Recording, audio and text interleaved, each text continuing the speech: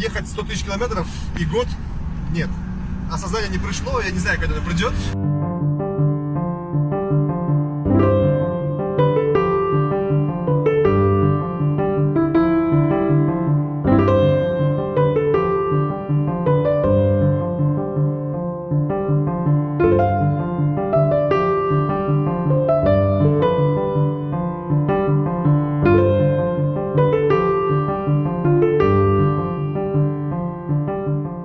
Доехал до озера Килатоа. Оно находится на высоте 4000 метров и находится в кратере вулкана.